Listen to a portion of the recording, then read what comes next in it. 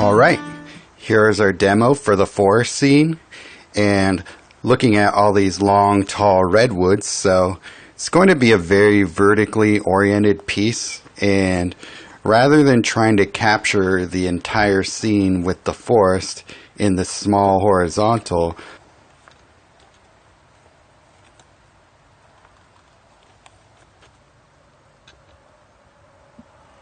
I kind of like to paint these big redwoods and just kind of zoom in on an area where it's kind of near the horizon. So instead we get a vantage point of a person kind of meandering through the forest rather than trying to capture the entire immensity of the trees itself. So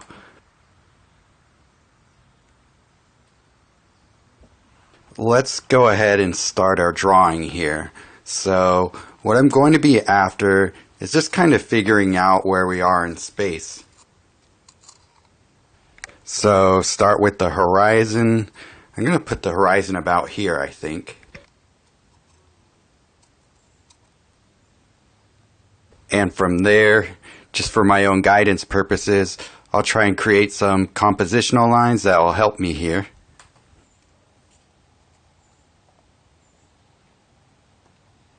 Got to figure out my rule of thirds area. And so I'm pretty much putting the horizon in the top third of my composition here.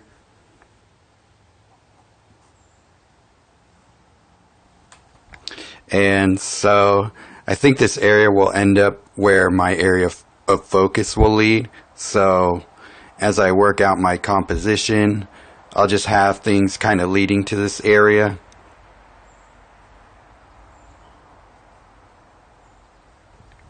And actually, if we want to be truly in perspective, draw it this way.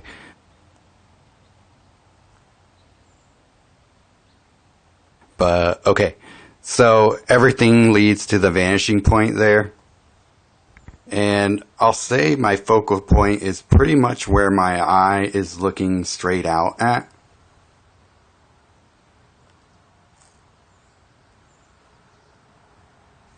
So I will start by drawing this little interesting tree trunk.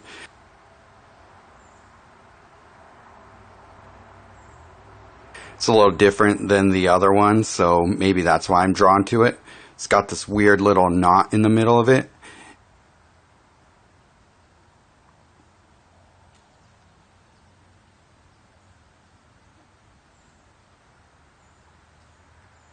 And then I'll just keep drawing out from there.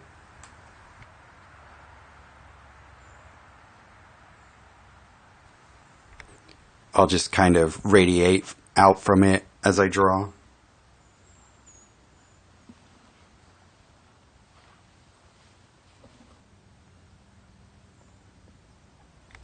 All these redwood trees are pretty easy to draw. They're just big cylinders, basically sticking straight up.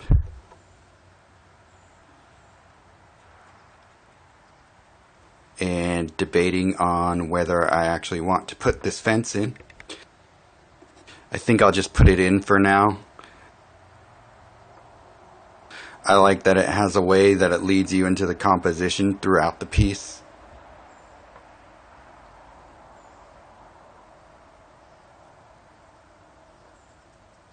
Looks like a tree and a third tree comes down here.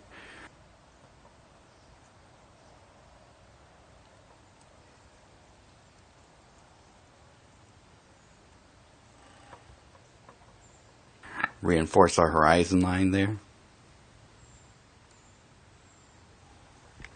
Using a thin mixture of manganese blue and burnt sienna for my drawing.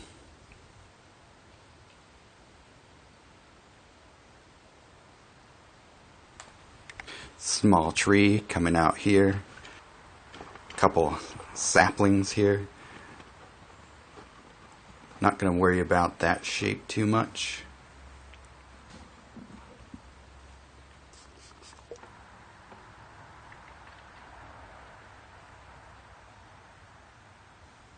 So the tree, the branches are coming down here a little bit, kind of add those in.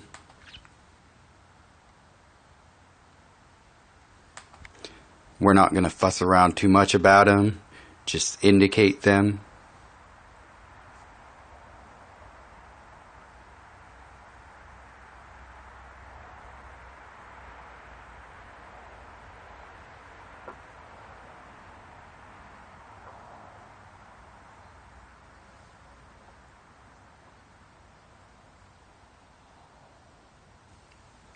So we really got to work fast because the way the light is moving will completely change the direction of the cast shadows, and therefore will change the way the light is dappling through the scene itself. So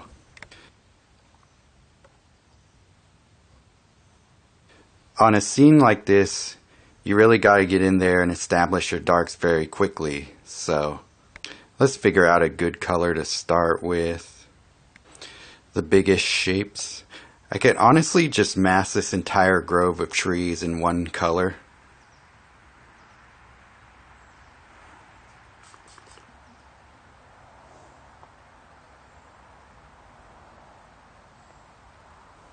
Maybe I'll do that to start with here.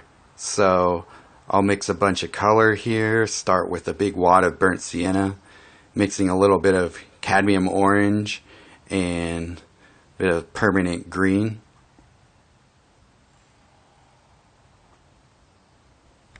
I think if I thin this down, it'll be just enough color to fill up my entire canvas. So let's switch to a larger brush.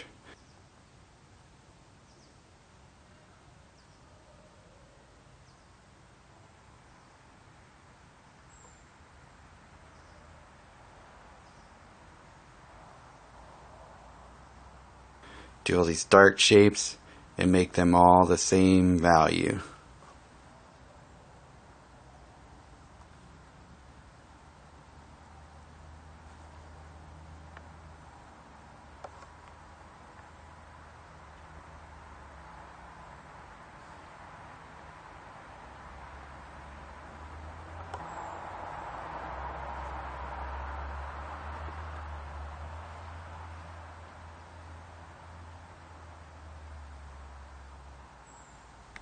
I'll differentiate these more in the comparison stage.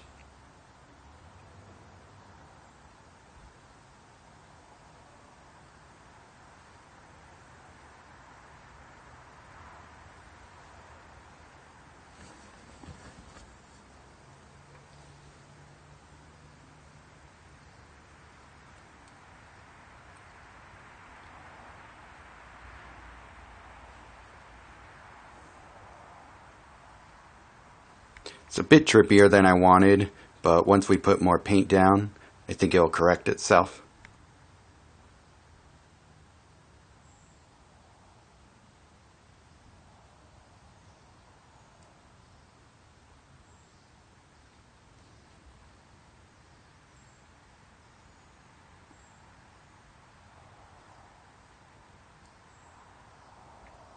Okay, on the ground, if I squint at it, it's all kind of the same value.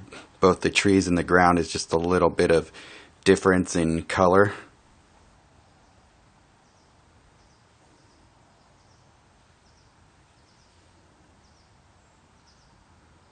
More green on the ground.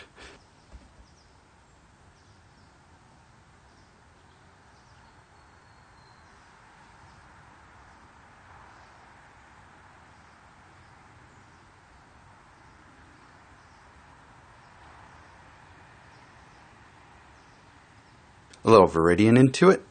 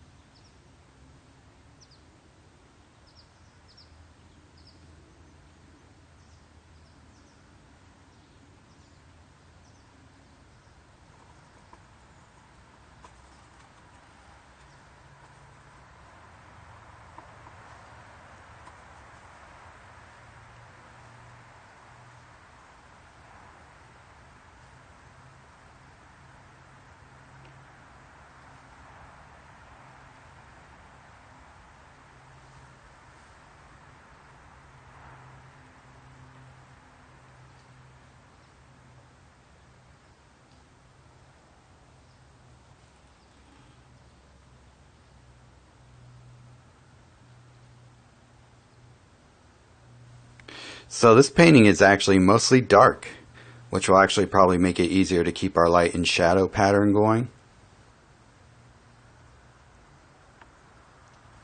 Okay, next we'll block in our light shapes, which will be relatively small, but will actually enhance the drama.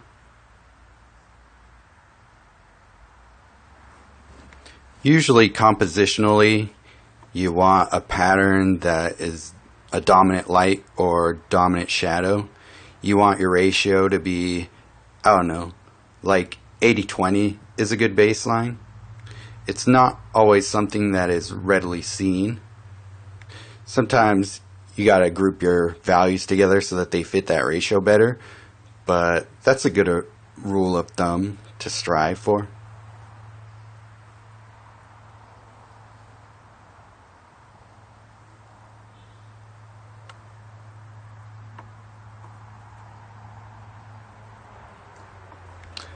This is just permanent green, cadmium yellow, white, and maybe a little bit of manganese blue hue.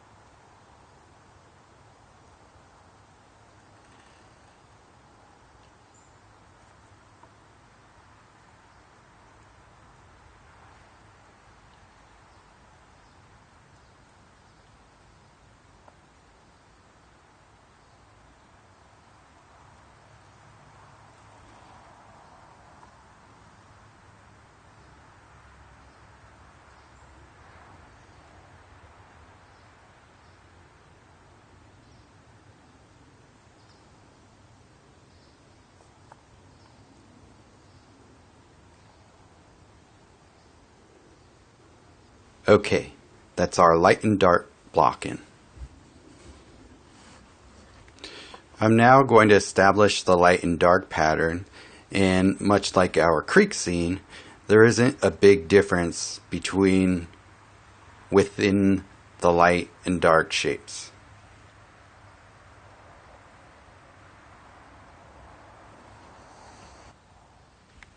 And it's going to be a lighter dark versus a darker dark. So I'm putting in these darker shapes in first.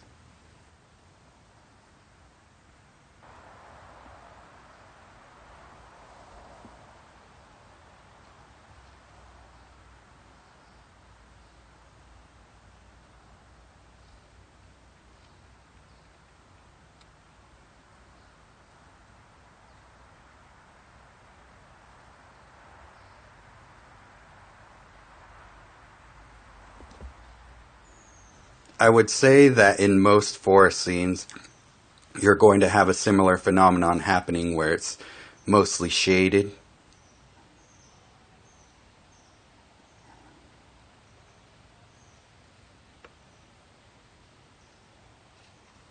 So you gotta adjust your light and dark pattern to be relative to the darkness of the forest that you're in. So you have to look for, even within the shadows, the light and dark shapes that make up the form.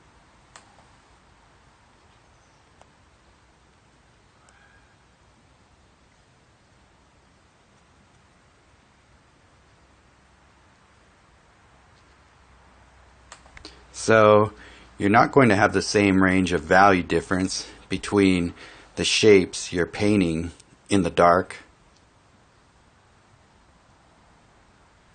It's going to be a lot more compressed value difference.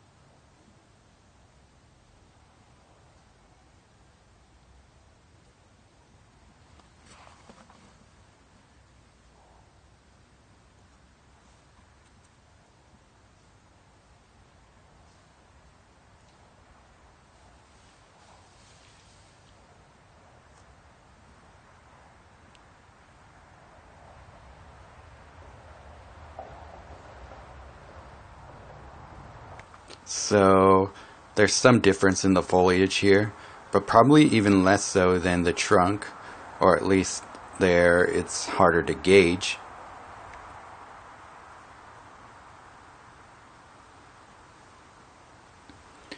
It's all sort of a similar value, so it's going to be a lot of color temperature difference when we get into comparing and refining, but I'm just laying down my colors now.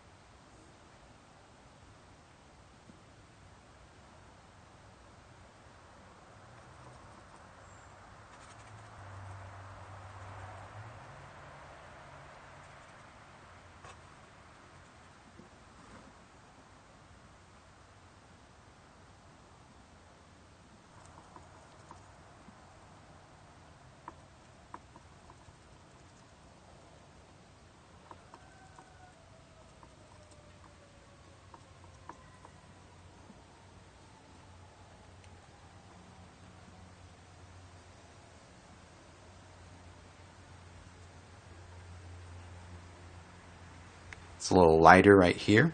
It's a little further away, more in the light.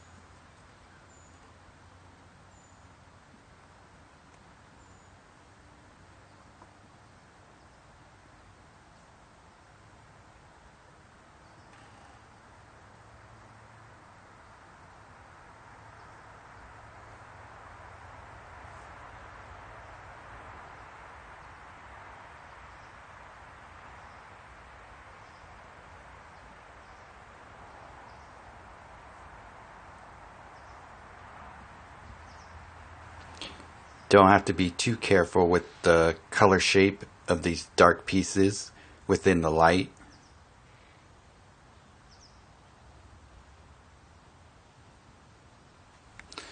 They're going to change, and actually at the end of the day it's not really going to matter if it's exactly the same shape. That's what I see.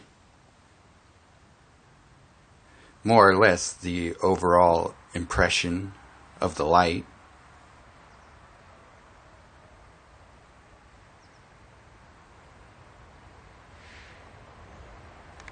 Definitely the more overall interesting feature of the scene is going to be the light making its way through the scene.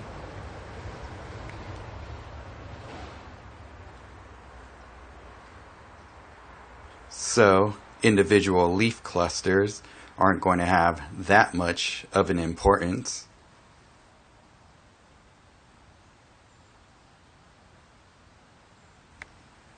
As long as the value and the color of the shapes are correct, the actual shape, drawing wise, won't be nearly as important.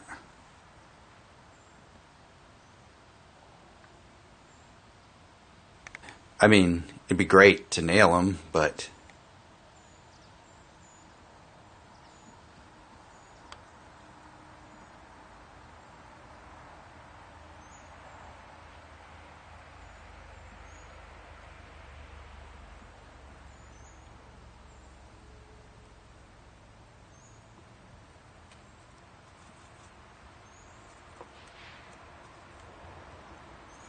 add a little bit of lights on the ground just to give me a sense of what color I should go for, but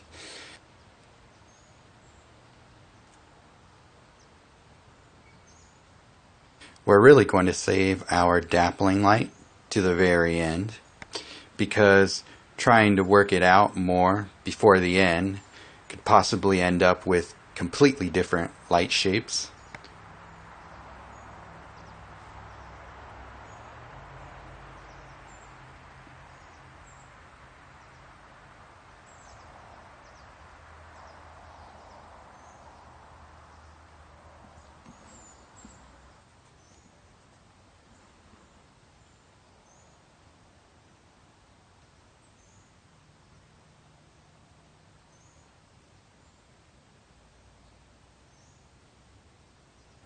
If I tried to put them in now, it's possible that these light shapes won't even exist by the time I get to the finishing stages, so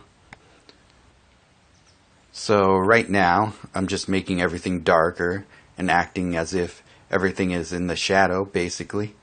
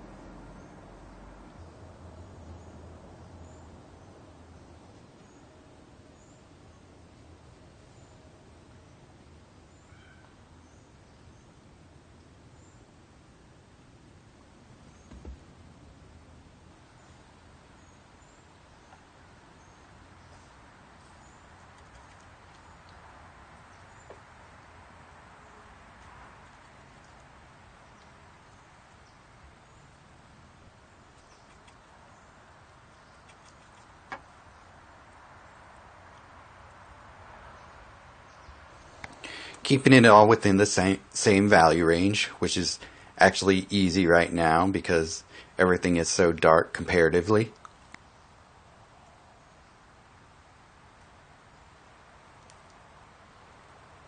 Just kind of dabbing it in there.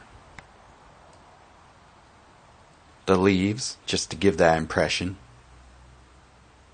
And then the light side of the trunks are still in shadow, but it just seems like they have more influence of the green of the leaves.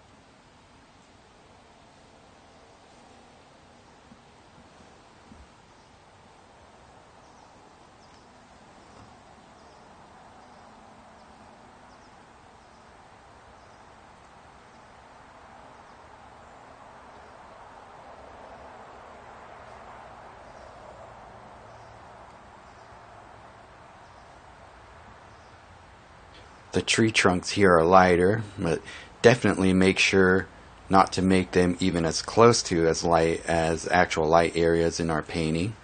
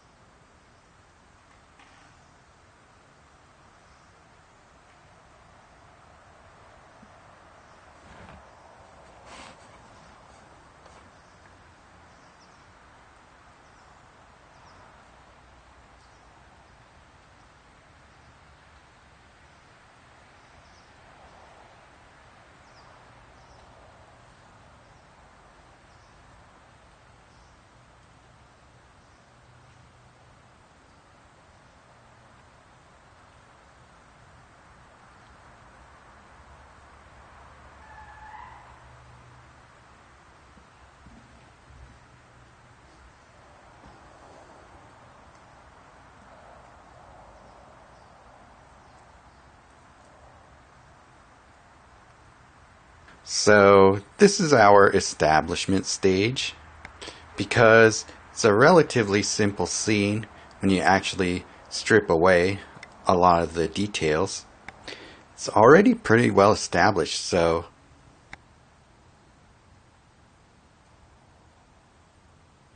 the comparison phase will most likely go relatively easily.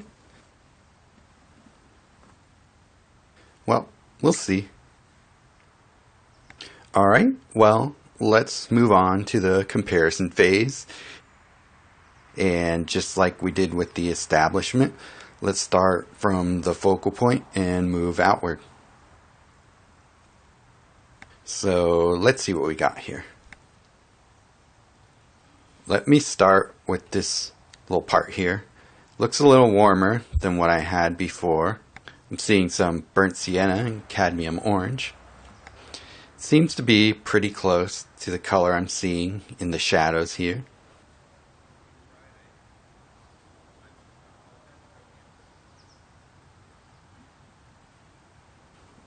So let's go ahead and use that as our base and modify as necessary.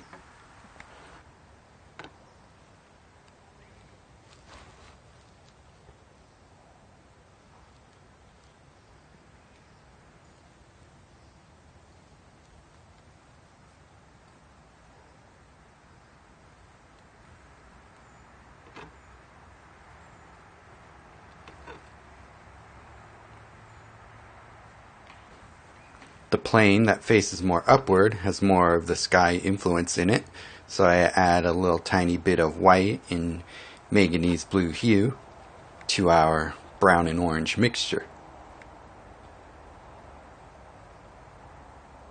With the glare, it's hard to see.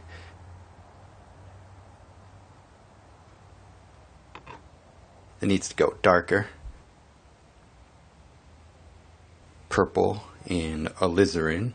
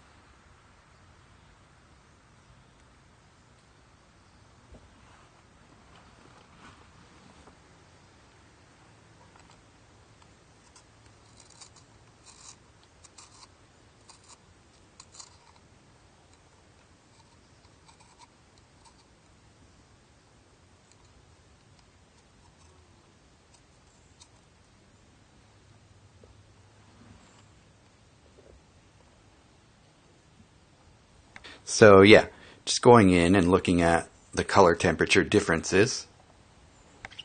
It's a little bit of value difference as well, but most of form turning is just differentiating between what's cooler and what's warmer.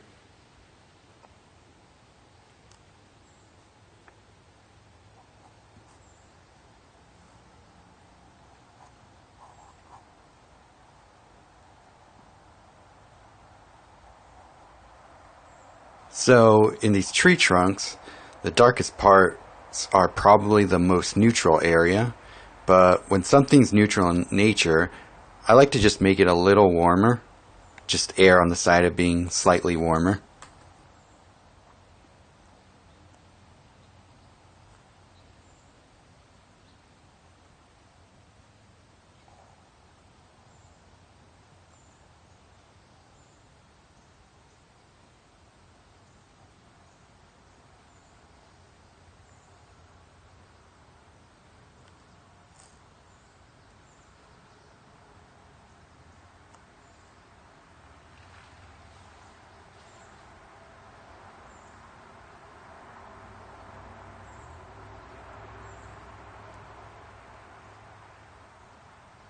So I'm only putting in the biggest, darkest crevices of the trunks.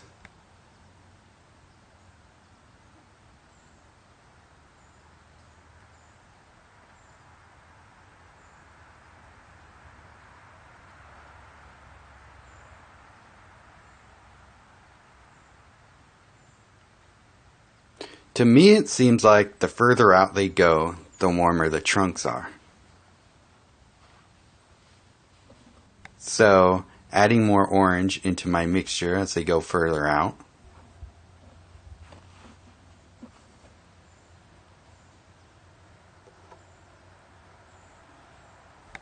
Lightened plane.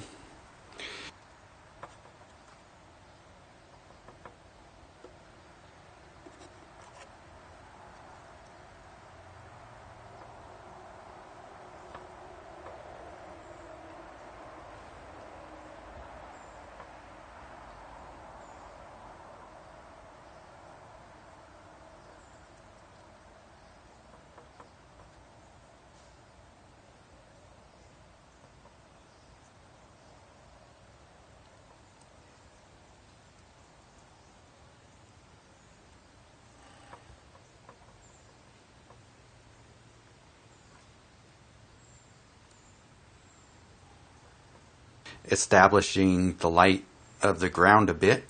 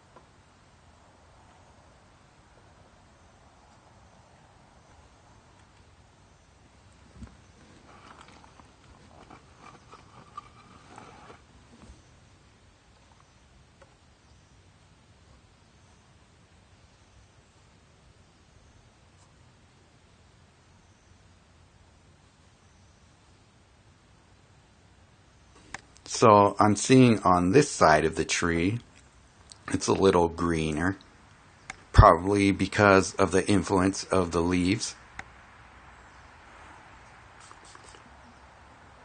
Make sure to put that in that way.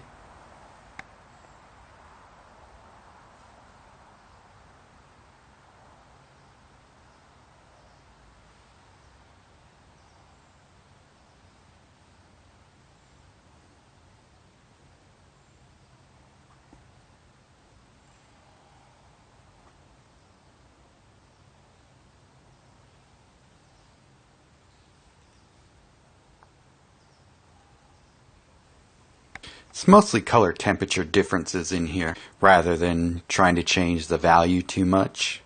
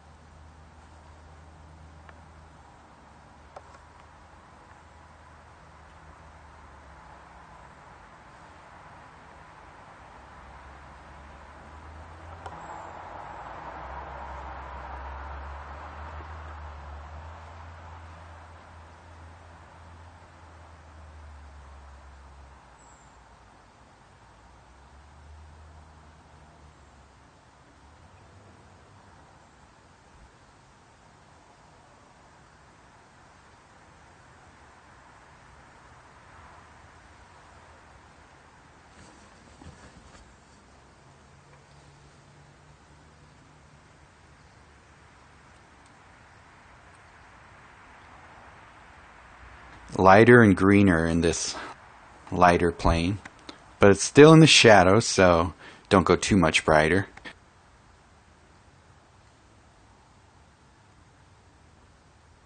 Just mixing a bit of white, green, and alizarin crimson.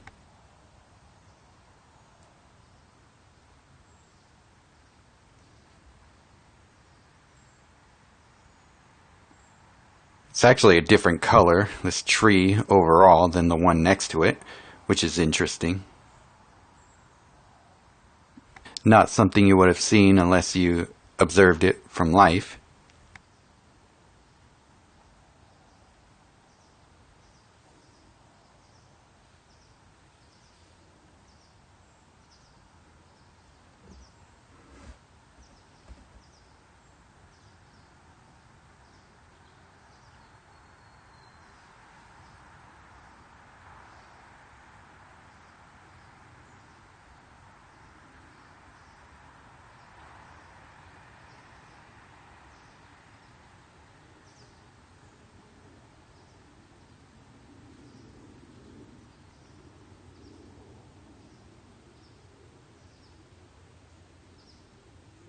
Move over to this tree. The light side of it is probably a little too bluish.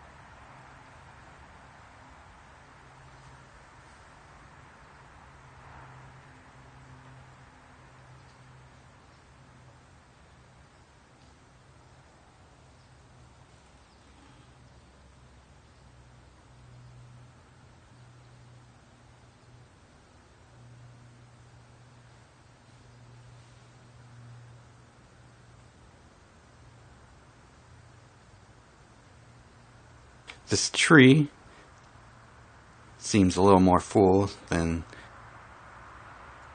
these other trees. So adding a little more blue and purple into the darks of the trunks.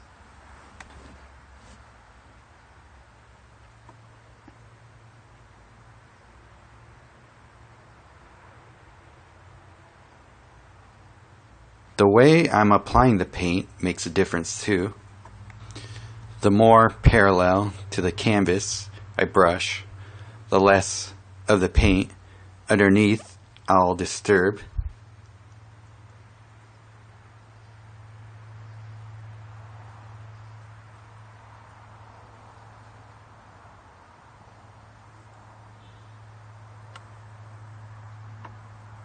It's mostly a feature of oil painting versus other mediums.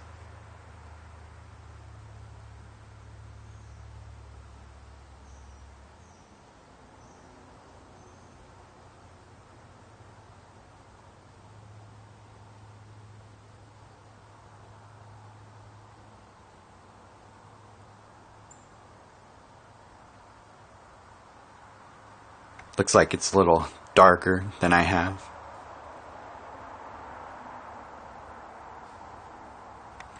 Instead of relying on green gold, I will use more Viridian in this mixture.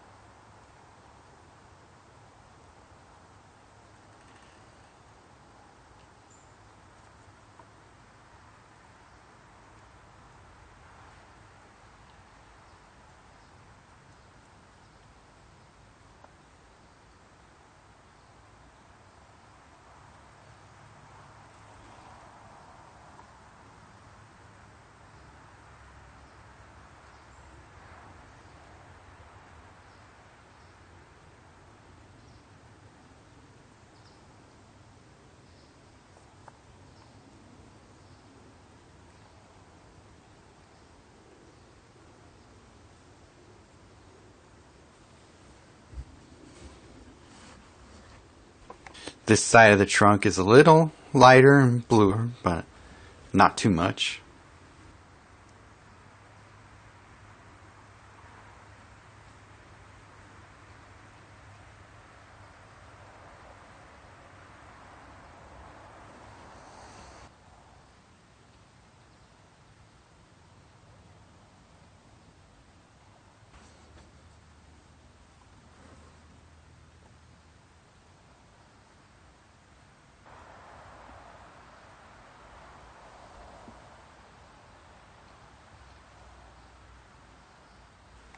The trees are pretty well compared, so a few more trunks here and there again.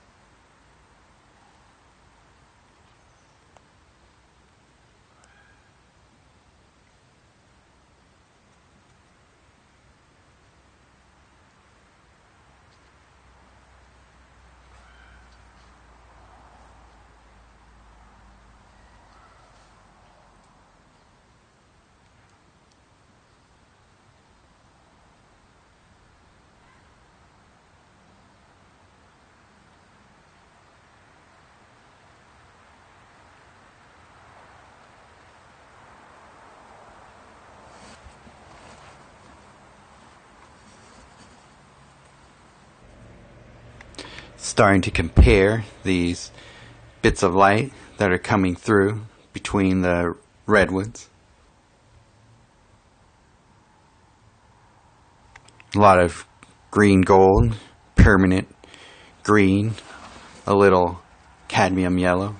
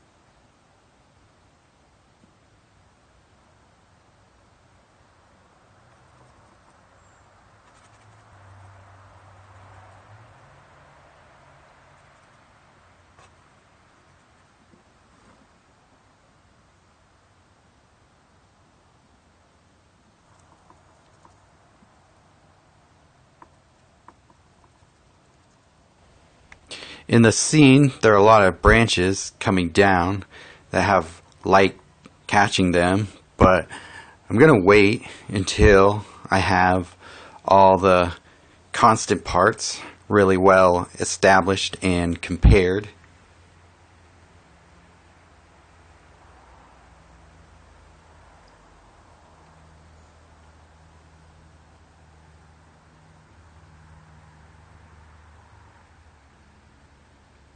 So those would be trees that have always had light on them beyond these branches that are a bit closer to me.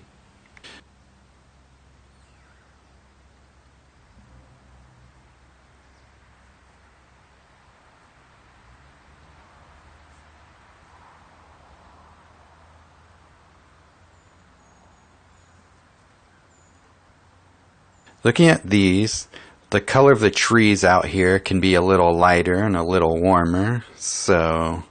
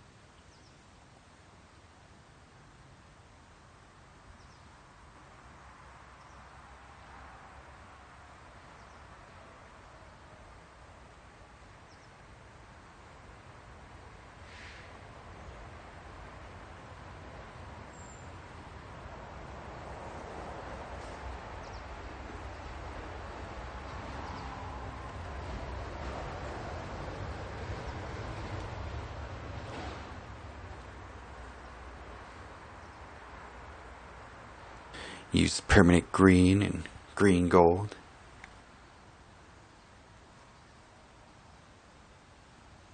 It's a little bit of a trail out here, so different color. Some more blue in the shadows out there.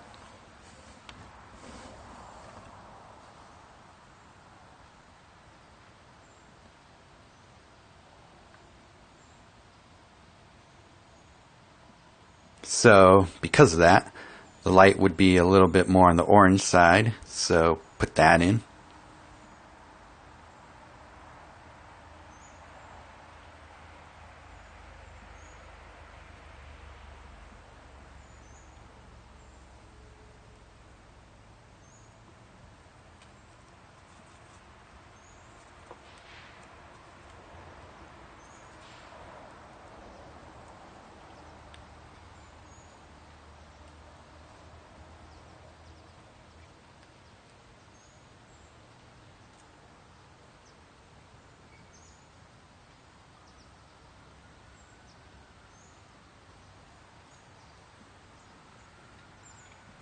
So that was subtle, but it really helped to get a lot of the feeling of light and dark.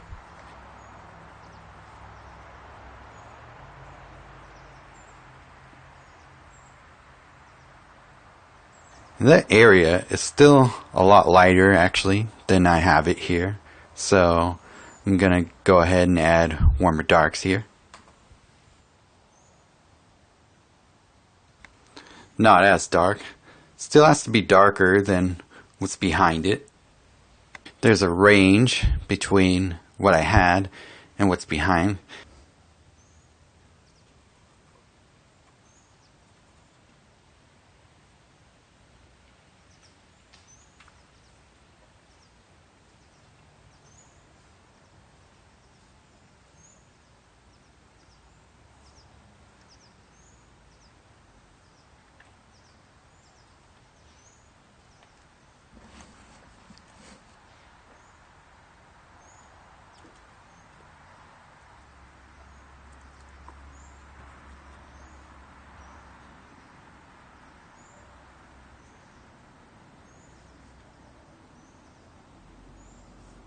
Trying to make this a cleanish shape and not just dabs of color at this point.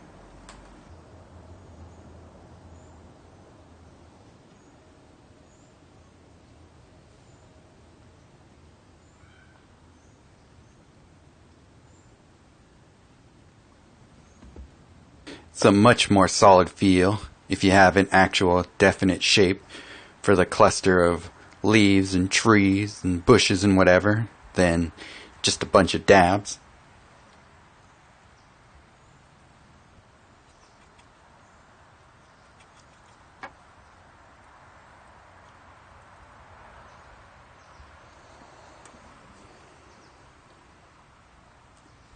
Okay, so gotta make a decision now if I want that fence there. And what I think I will do is just paint it as if there was no light on it.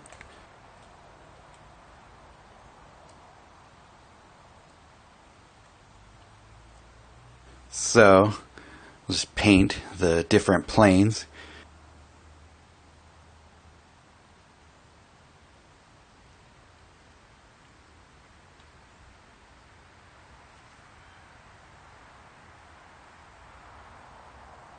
Comparing as I go.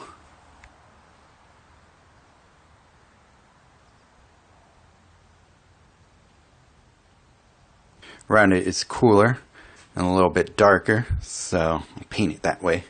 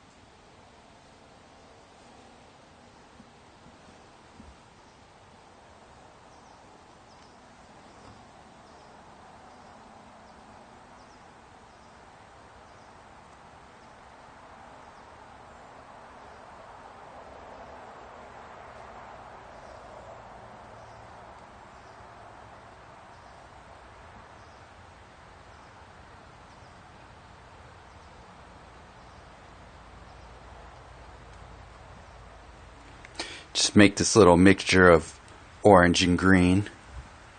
It's light compared to what's around them, but it's not a very light mixture at all, which is what I want because I don't want it to stand out yet. So, okay, it's probably a good decision. Putting that fence in.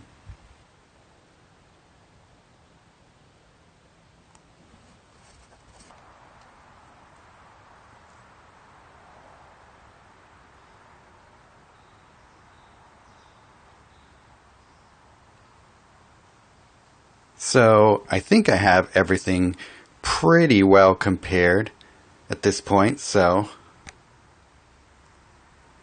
little things here and there.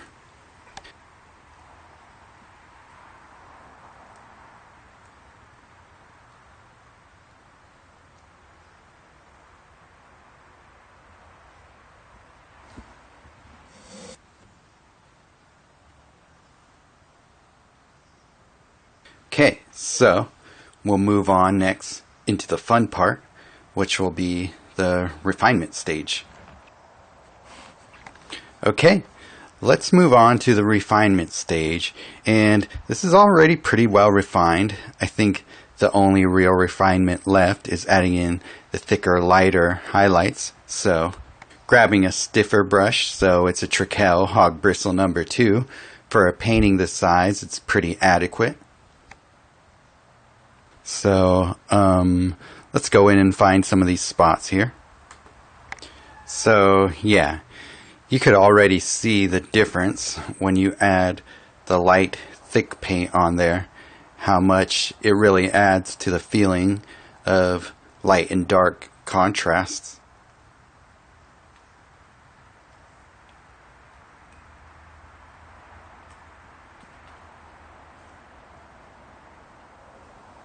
So that's why you don't want to go too light too quickly, because otherwise these highlights won't stand out as highlights at all.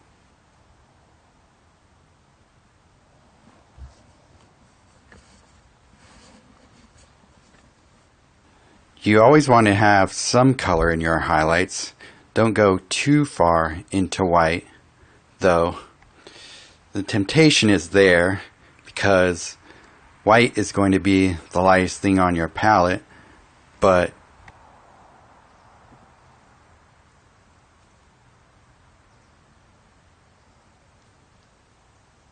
if you go too white without enough of the influence of the color in it, then it's just going to look odd and out of place.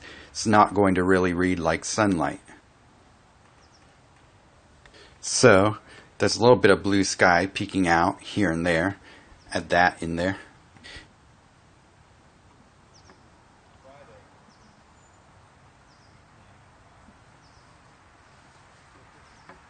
Be very sparing in your highlights. The temptation is to add way more than you need.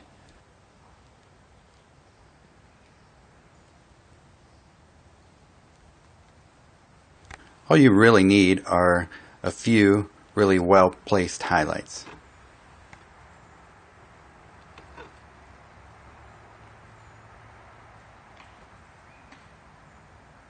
I think I'll tackle the highlights in the furthest away areas.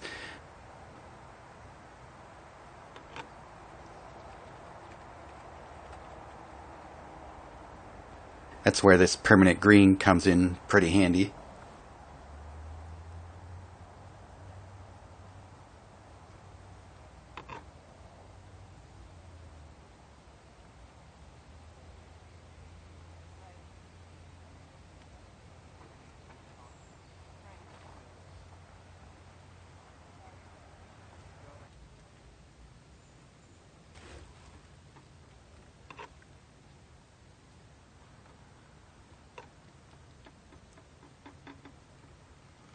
So just do a few here and there. If you start to add too many, then you start to cut into your darks too much, and then there's no contrast for the highlights to stand out again.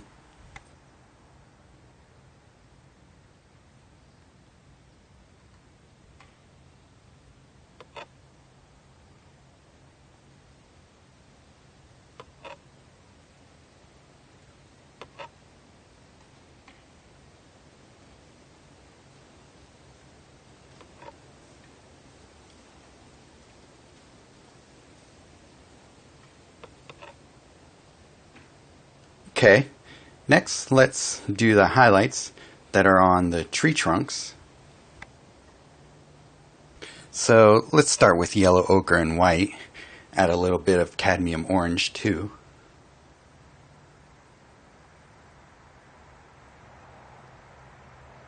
Be really careful not to press too hard on the surface of your canvas. You want to be as delicate as you were when you were working on the rest of the details that you had before.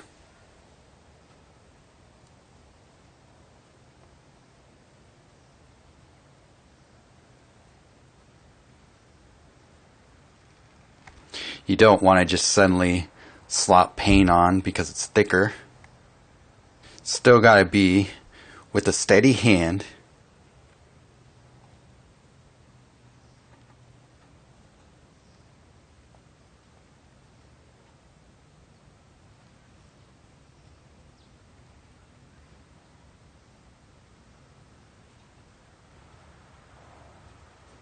Pretty deliberate. And in case it goes on too thickly, just come in with color that approximates what was underneath there. Rinse out your brush.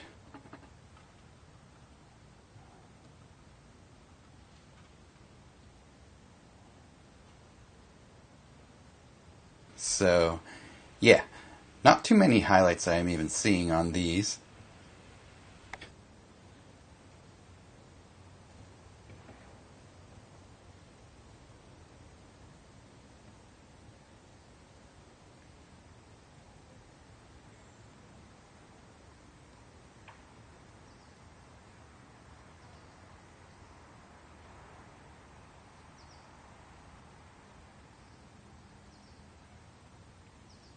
These highlights are changing fast, so put them in, go.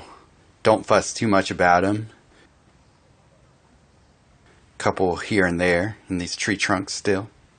Think the sun is moving fast across the sky, so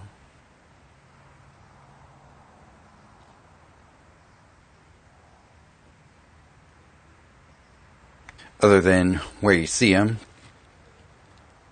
don't spend too long thinking too much about where they are.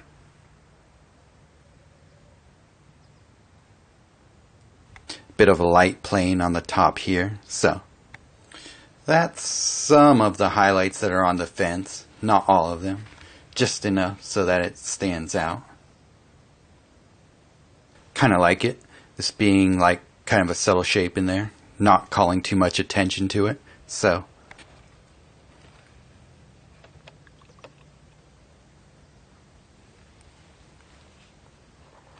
next, I'll paint in some of these branches that are coming down.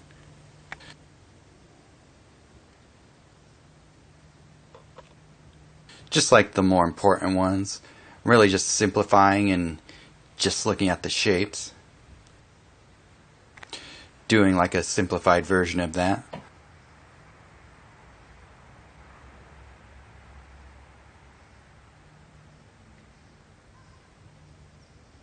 Like a quick version.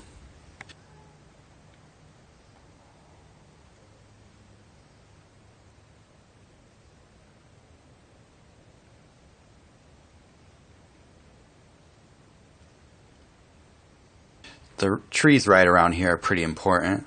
Smaller leaves, so I'll put some of these in.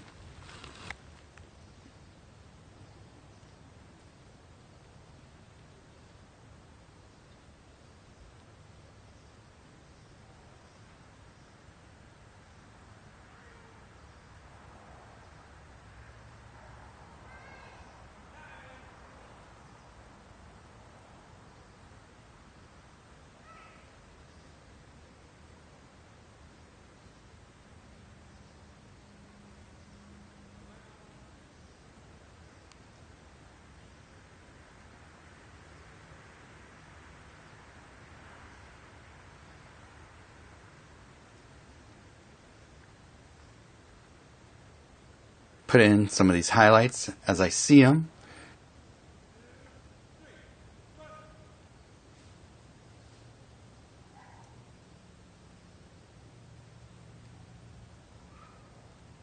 Kind of squinting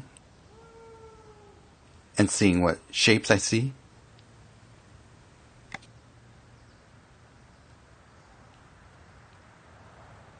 All of that, they're actually kind of more like squiggles and dabs than an actual really discernible shape, so painting them in like that.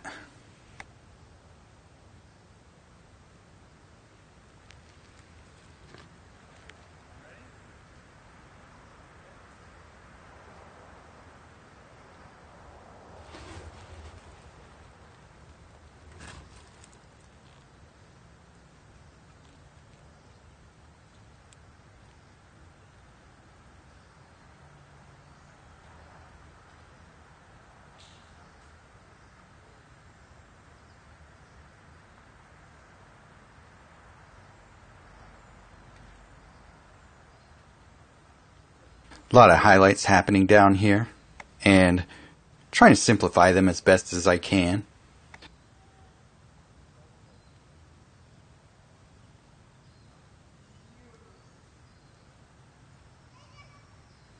Going over to this side, couple happening here.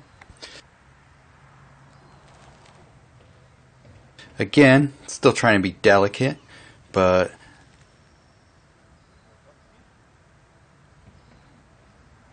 there are these kind of fun swoops and other shapes happening here.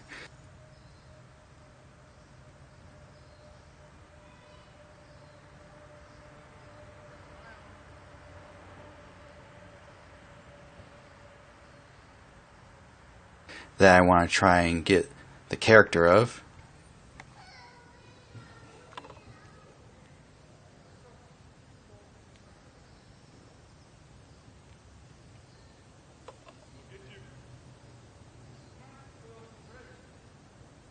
Some of these branches are coming down.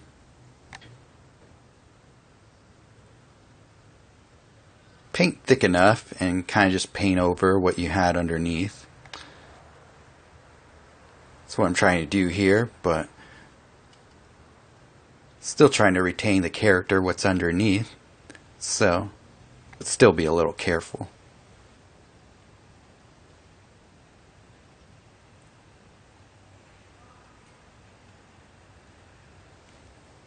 And maybe put in this branch that's coming down.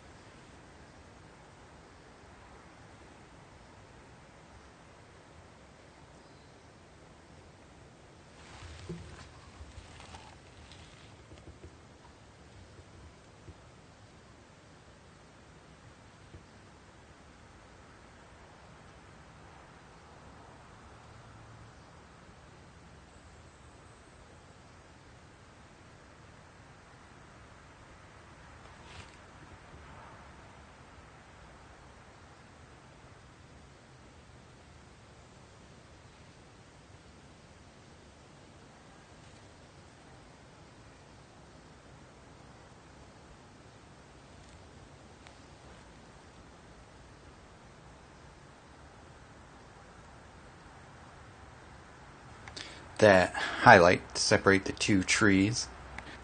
Is there anything else that's going on? Putting in this branch of the tree that's growing out here.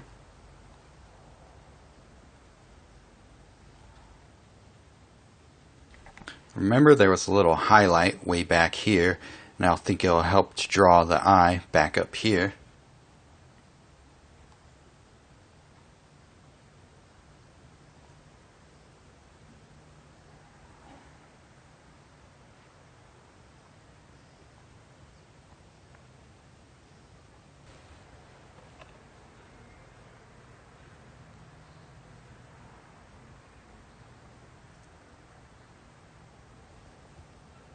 Because this is so dark as a base to paint over, even just the mixture of yellow ochre and orange reads as a highlight.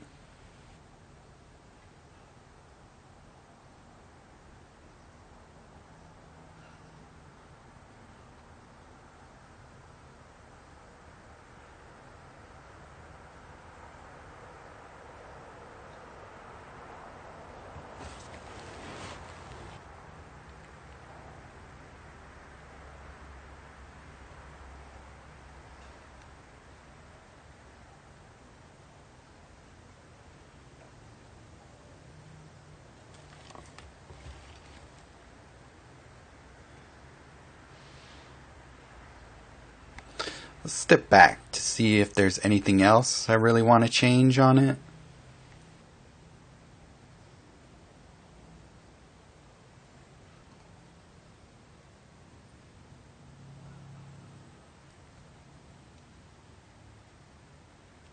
The reflective light is actually very warm. It's orange.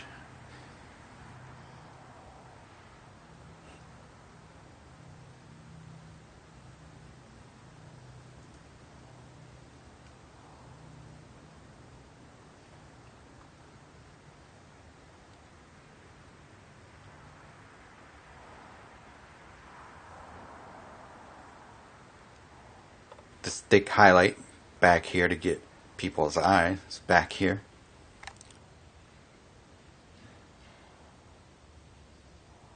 Well, I think that does it for this forest study. Like, you could see how I kept everything kind of simple all the way through until the very end. The highlights really give the illusion of having more going on than is actually in the painting.